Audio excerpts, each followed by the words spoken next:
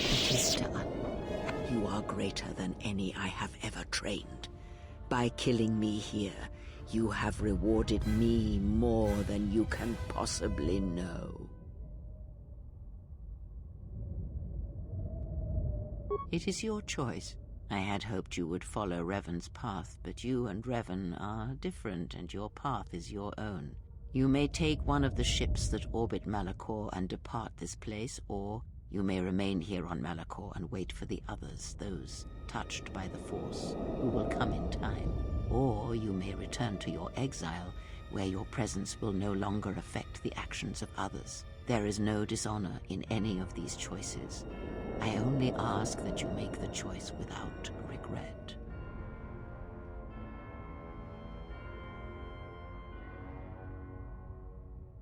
Many things do I see as I gaze here from the heart of Malachor. This place channels such energies. If it matters to you at this last moment, I shall look into the future and tell you of what I see. It is my last gift to you, from one exile to another.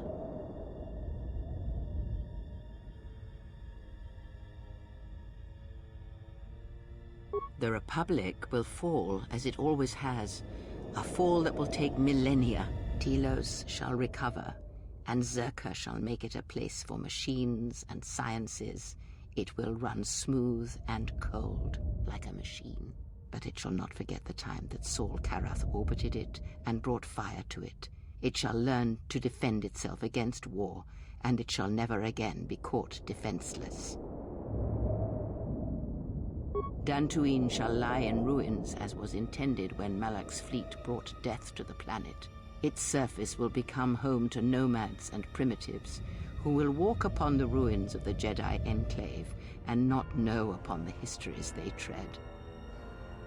Nar Shaddaa shall persist as it always has, but there will be a heart to the world where there was nothing before. Where once the lost and disposed were trapped there, now they will struggle and grow. From despair shall come hope. Vaklu shall have a short reign, but Onderon's independence shall persist. As he fought the Mandalorians, his triumph over the Republic shall serve to preserve Onderon against the rest of the galaxy, and Onderon shall maintain its customs, its law, its history, its identity. And most of all, its victory shall give Onderon strength, so that the horrors of the Sith War and the Mandalorian Wars will not soon come to its surface again. Korriban shall be as it always was, a graveyard for the darkest of the Sith Lords, still whispering within their tombs.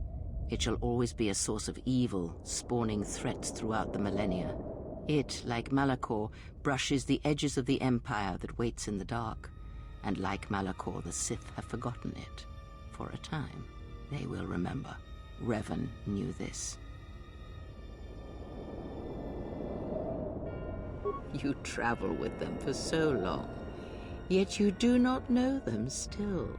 Feel them through the Force, feel what they feel, hear their thoughts and know them as I fought to know you. They were the lost Jedi, you know, the true Jedi upon which the future will be built. They simply needed a leader and a teacher. Many battles does that one have left in him, as Revan intended. A general needs an army as he needs those he trusts. And Canderous is a loyal beast, no matter how much he is broken upon Revan's will. But you know this. They will die a death that will last millennia, until all that remains is their code, their history, and in the end the shell of their armor upon the shell of a man too easily slain by Jedi. The blinded one shall return to her home world, and as she looked upon you, she shall look upon the surface of that world, and perhaps at last see what she was meant to see. After that I do not know. I do know that you must leave her behind.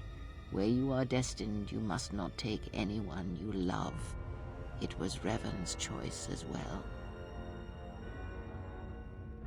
If she leaves this place, she will leave battle behind her, in no small part due to your influence. She will take Atris's role as historian and teach others of the Jedi exile who gave up the Force and became stronger for it. Atten is, as always, the fool, and the Force watches out for one such as him, I feel, as it does for the old such as I.